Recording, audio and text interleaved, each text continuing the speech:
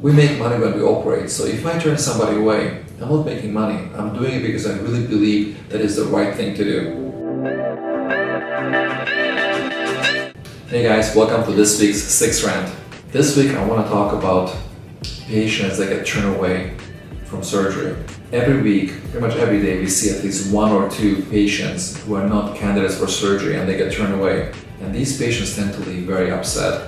Nobody wants to be rejected, and that is understandable. But at the same time, you need to understand that we can't operate on everybody who walks into our clinic. The most common reason why we turn people away, elevated BMI, body mass index, which is a measure of height versus weight. So somebody who's overweight has a high BMI, right there. Higher BMI is associated with a high risk. So there are certain cutoffs, and studies have shown that at certain cutoffs, the risks increase not linearly but exponentially. So specifically at the BMI of 35, the risks of complications in a study on the breast reduction show that they were increasing slowly and just really skyrocketed. So we decreased our BMI requirement to below 35, and then most recently we went down to 30. BMI is the most common thing. Typically we talk about high BMI, but we also talk about patients sometimes that have a very low BMI.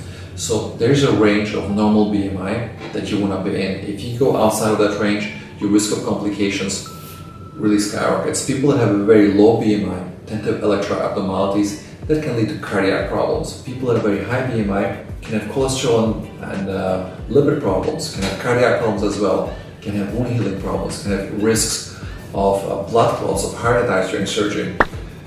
In the past, I've done procedures on patients with high BMIs, but that was when I was working in a hospital. Now I've constrained my practice to be purely cosmetic in a private practice setting. I no longer work in a hospital, and as such, I'm not able to take patients to the hospital setting should it be needed. For that reason, we've changed our BMI criteria. So those are things that prevent us from doing these procedures in our clinical setting.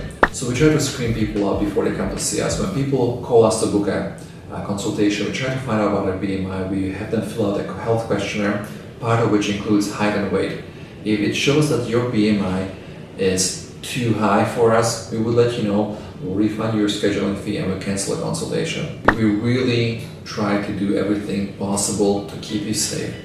And when we turn you down, I'm sure you can go out there and find somebody else who's willing to operate on you and do the procedure if you want. But just because they say it doesn't mean it's the right answer. When you perform cosmetic surgery, you want to make sure that the benefits outweigh the risks a lot.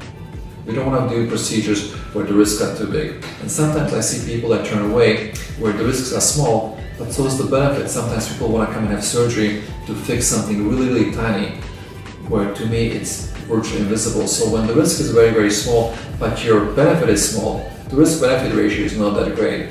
We want to do surgeries where the benefit is humongous, the risk is very small, and then it makes sense to go ahead and take that small risk, because there's always a risk when you do surgery. There's a risk every time you walk out on the street, same thing.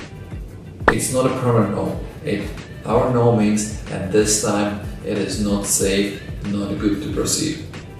And realize when we turn you away, we're saving you money and we're saving you recovery from potentially serious complications. When I turn someone away from surgery, it's either because I don't do that surgery, or I don't think I can help them, I don't think there's much benefit I can deliver, or I think the surgery is too risky and the risk of complications is too high.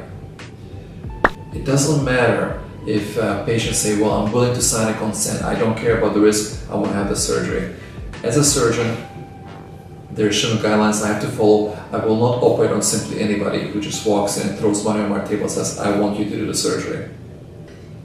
Alright guys, so thanks for watching another Six Rant, and we'll see you next week.